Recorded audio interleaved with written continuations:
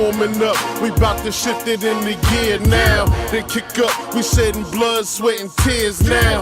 This a lifestyle, we do this year round. What's going on, ABFitnessStudio family? It's your boy Ann. I'll be coming to you with another vid. What I have for you today is a leg day. I have a good friend of mine. She goes by the name of Kathy. We are hitting legs. Starting off with a seated leg press. This is not something that I normally start off with, nor does she start off with. I think she said she's never even used this machine. But it's, you know, like I stressing on my other videos, it's good to change things up. So we went ahead and did it. Just have a few clips of the actual exercise and sets that we did. We did reps of 12, I believe, 12 or 15. Use this as a warm-up. For when it comes to warming up, I either use the leg extension or the hamstring curl or both. But I decided to do the seated leg press. And once you'll see later on in the video where my feet placement is. But when it comes to your foot placement, you know, it's very important when trying to actually hit a particular muscle group. So the higher your feet are, the more of your hamstrings you're going to hit. The lower your feet are, the more quads. The wider your feet are, more hamstring. The closer they are, more quads. So as I always say, it's good to know what you're doing, why you're doing it, and how it actually works, and how it actually helps the body and helps to get you to whatever your goal is. Now, when it comes to working muscles like the vastus medialis, which is also known as the teardrop in our leg, then you want to turn your feet out, but you also could try to work the vastus lateralis, which is also known as a sweep in our legs, and that is done by having an internal rotation of the ankles. So you can see that my legs are slightly pointed out, so that's helping me to work my teardrop and my actual quad muscle. Training style, I'm really going for overall development of my legs as well as overall strength in my legs. So that's why I mix and match my exercises. I never do the same exercise from week to week. It's always something different. I always keep the body guessing, and that's what really gets me the development that I'm looking for. The next exercise we moved on to is a sumo deadlift. It's an exercise that really incorporates a lot of the lower body. Some of the muscle groups that it actually benefits will be the groin, your adductors, it's ADD, hip flexors, all three heads of your glutes, that's maximus, medius, and minimus, your hamstrings, your core, as well as your erector muscles, which is located in your lower back. This is a newer exercise for Kathy, so we were playing around with her form a little bit, but the biggest thing that you want to remember when doing sumo deadlifts is you want to have your toes slightly pointed out, core nice and tight. You want to keep your head up. You're grabbing the bar in a narrow grip. You're going to want to lead with your butt. And what I mean by that is you're going to want to drop your butt straight down as if you're doing a squat, and then you're going to stand back up with the weight. The important thing here to remember is you want to keep your head up. Your body's going to go where your head goes. So if you look down, then you're going to be more, you're going to tend to lean more forward, which is going to put a lot of pressure on that lower back on your erectors, as I said earlier. So it's important to keep your head up, lead with your butt going straight down, keep the chest poked up straight, and then stand up with the weight.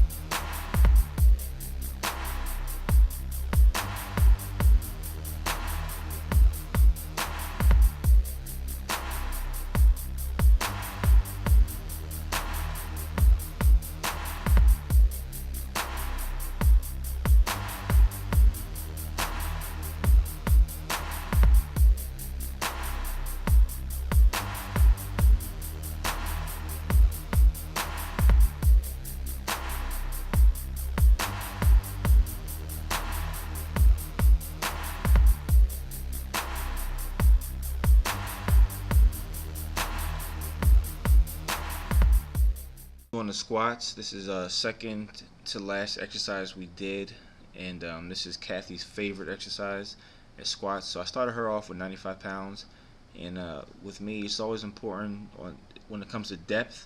So the closer you are to parallel, the better off you are. You also have to remember, the lower you get, the more muscle groups you have to activate to get back up. So unless you have lower back problems or knee problems, I would suggest you go as low as you're comfortable with, so not to hurt yourself, but as low as you can to really incorporate as much as the glute, as much as the hamstrings as possible. This right here is my second set. I have 315 loaded onto the bar. Not really the heaviest weight for me, but I had a little bit of difficulty squatting it. Only reason being is because having the markers so low for Kathy, it was hard for me to get into position. When it comes to working out, consistency is key. So if you can get your body into the same position or get any weight you're doing to feel the same way, then it's going to be easier. So because it was so low, I was not able to get into position, so it kind of messed my form up a little bit. No one's fault. It's just the fact of the height difference that her and I have. But this is her last set, and I'm just spotting her for comfort. If you're someone who likes to squat and you want to squat heavy, or you want to bench heavy, or you want to lift heavy in general, then it's always good to have a spotter, someone you trust, someone that makes you feel confident in what you're doing, so that you're able to progress and get better. She's always been one to stop at the same weight because she's never had a spotter, which is very common for a lot of people. But when we work out, I'm actually able to push her and really help her to get the development she's looking for. Normally I see her stop at 30 pounds, 310s on each side of the bar, and just last week we had 45 pounds being 135 loaded onto the bar. So just having a spotter, having someone makes you feel confident, is a very big plus. Loaded the bar up to 545. Wanted one good effort, have my knees wrapped up. If you don't want to blow your knees out when going heavy, I suggest you wrap them up. Kept the core nice and tight. Pause it here so you can see that my depth is okay. I probably could have gone a little bit lower, but I'm just about at parallel. For competition, I need to have my hip joint lower than my knee joint, so that's something I'm going to be working on in the near future. The last thing I did were 4 sets of 20 burnouts with a stack of leg extension. As you can see, I have a nice, good controlled movement. I'm not jerking the weight, I'm not jumping, I'm not lifting my butt very high off the seat. You want to be controlled. It stings, it burns, you're going to have the lactic acid, which is just a byproduct that muscles give off. So those who are trying to work out and saying to yourself, when is this pain sensation going to stop? It never stops. It's just a byproduct. So what I'm doing is working through it. That helps to benefit me, helps me to get me to my goals, and it also helps you get to your goals. But this is your boy Animal B. Like, comment, and subscribe. I'm signing out. Peace.